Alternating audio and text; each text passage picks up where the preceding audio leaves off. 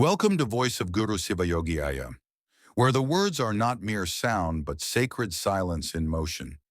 Let these teachings guide you home, to the self, to peace, to truth. Okay, let's unpack this.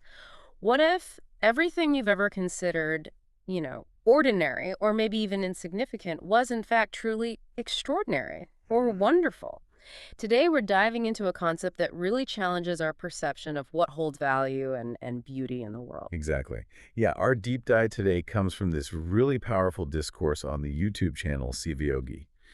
It focuses on these two profound Tamil concepts, arpatham, which, well, it means wonderful or even miracle in some senses, and arpam, meaning insignificant or trivial.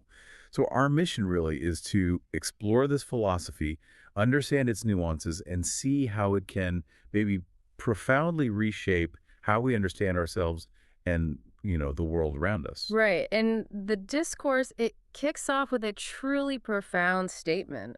There's nothing more wonderful in life than your birth. That really makes you stop and think, doesn't it? How often we might demean ourselves, or perhaps we're even taught by society to see ourselves as insignificant. It's a striking opening, definitely. And from there, the discourse makes a crucial distinction. It differentiates adhisayam. That's a miracle, describing it as like a rare occasional event. Think winning the lottery. It happens sometimes, maybe, but not always. But then it introduces arputham, or wonder, as something that is always present, always. So the core insight becomes wonder is always there, but I don't always see it as wonderful. Okay. That distinction is key. So arputham, this wonder, it's characterized as like elevated, special, something worthy of celebration, valuable, attractive, something that just naturally draws our attention. Now, here's where it starts getting really interesting in terms of challenging our everyday thinking. We're often conditioned, aren't we, to label only certain things as wonderful. Hmm. Think about it. We point out, say, the Burj Khalifa or the Dubai frame as wonders, which kind of implies other places, well, they aren't, right? And this selective labeling, it isn't just for places. It extends to people, too. Mm-hmm. The discourse gives this quite poignant example of a mother calling only her academically gifted child wonderful. Mm. And that inadvertently suggests to her other children that they are, well, not wonderful, Mm-hmm. which immediately raises this big question for us. Is it actually right to categorize things like that? Yeah. This is wonderful, this is not. That's a really powerful challenge. I mean, before we even get to how the source tackles it, what does that bring up for you? Well, it immediately makes me think about how we love binaries, don't we? Good, bad, Right. valuable, not valuable, black and white. And that the source actually builds right on that. It asks directly, is the moon alone beautiful? The hot sun is also beautiful.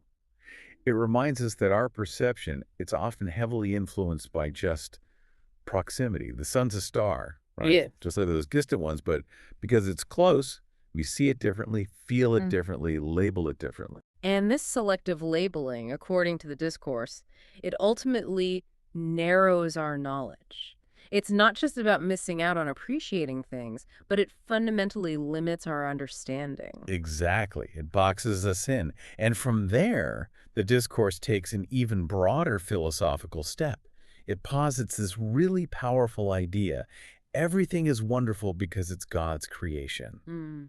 The logic is, if the creator is wonderful, then everything created by that entity must also possess that same wonder. So this isn't just like a purely spiritual idea, then. It sounds more like a philosophical framework suggesting inherent value exists in everything just by virtue of it existing. It's about seeing the sacred, or maybe just the wonderful, in what seems totally mundane, which implies that how we perceive something wonderful or insignificant, that's ultimately a choice we're making. Okay, let's dig into some surprising examples that really illustrate this choice. The discourse brings up the poet Omar Khayyam. Apparently, he loved thorns more than roses because they pull him in and they don't wither like petals do. That really highlights subjective appreciation, doesn't it? Not just conventional beauty. It really does. And what's fascinating is the discourse then adds another layer. It points out the practical purpose of thorns. They protect the flowers from being eaten. Hmm. So even something that seems harsh or, undesirable can have this wonderfully functional role. Adds another layer to its value. Yeah, that makes sense. The discourse uses another really vivid analogy too. Kadhambam. That's a mixed vegetable sambar, right? A South Indian dish with loads of different vegetables. It says even if it has two worms, which is, wow, a provocative image, maybe symbolizing imperfections or just unexpected elements, it suggests that even what seems maybe off can contribute to the unique wonder of the whole dish. It compares this to ghee, which is pure fat, but everyone celebrates it as wonderful because it's useful and has this cultural significance. Hmm. And this really hammers home the idea what I need is wonderful to me. What I don't need is insignificant. Mm. So it shifts the focus completely away from some kind of objective external quality to a deeply personal connection, utility maybe, Yeah. need. Right. And there's another example how something as seemingly insignificant as a small speck, like, say, a tiny piece of straw, can suddenly be seen as wonderful when it becomes useful. Like the source mentions using it to pick your teeth. Suddenly, this worthless speck has value. It completely flips our usual thinking. Yeah, and this also extends to how we learn and perceive things directly. The speaker in the discourse shares this anecdote. They'd read somewhere that the Sarnath pillar, the famous one, couldn't be touched. Hmm. But then they went there and experienced it firsthand and touched it easily. It's a great little story, a potent reminder that external information books, what others say, can actually limit our direct experience and our own perception of wonder. Sometimes you just have to, see for yourself. And this is where the philosophy really starts to turn inward, revealing something quite provocative about how we see ourselves.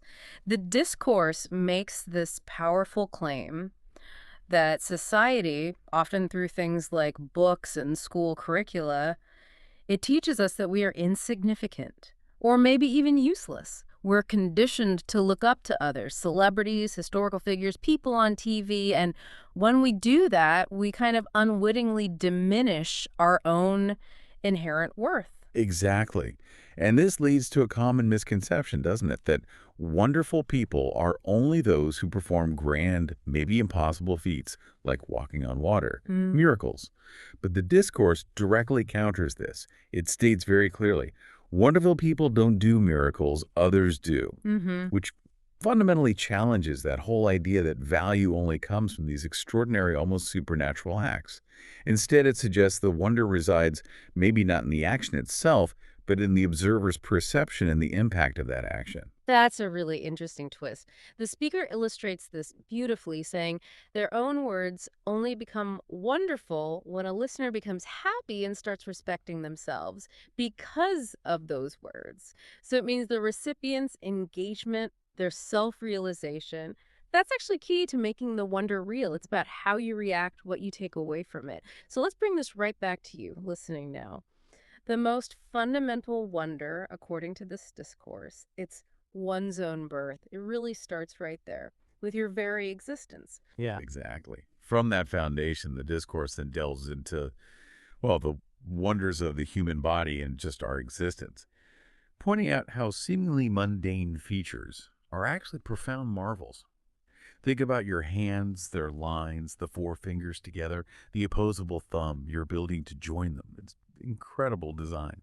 Or the fact that most people actually can't touch their nose with their tongue. Try it. Or how breathing typically happens mostly through one nostril at a time, often the left, apparently, according to Thierry Millar. The throat's two crucial distinct pathways for air and food. That's amazing engineering. Even the way our main senses, sight, hearing, smell, are placed so strategically close to the brain. And it doesn't shy away from celebrating diversity. Things like crooked teeth or a prominent nose are presented as wonderful too, part of the unique design. It's all about recognizing these inherent everyday marvels, isn't it? And then the discourse says something really provocative. A speaking woman is the eighth wonder. Think about that. It elevates ordinary human interaction, conversation, connection above grand structures like the Taj Mahal. And it powerfully contrasts that with how a woman's worth might tragically be perceived based on, say, the weight of gold given in marriage.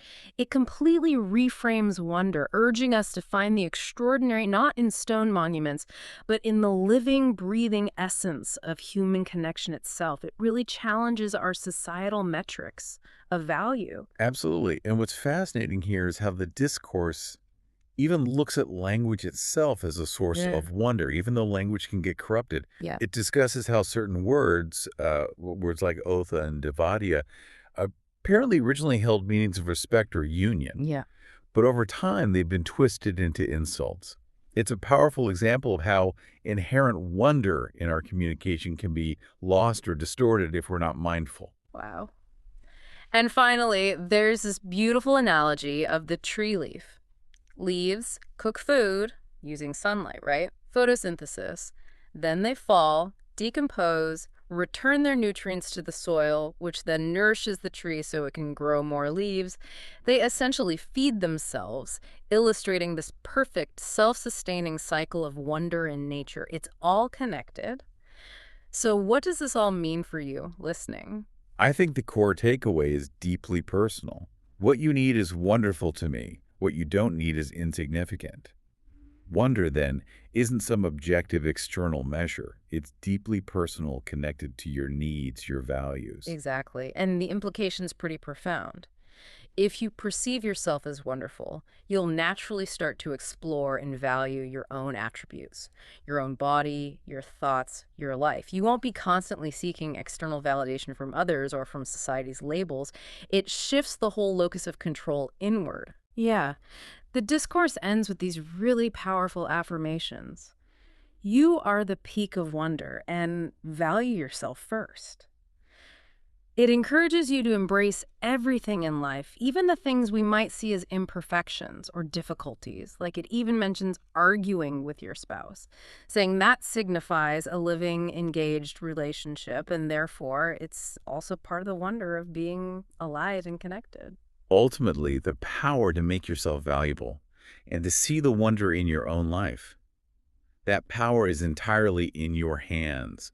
It's not granted from outside. It's an internal perception, an internal choice. What an incredible deep dive. Really makes you think. The message seems crystal clear. You are the peak of wonder.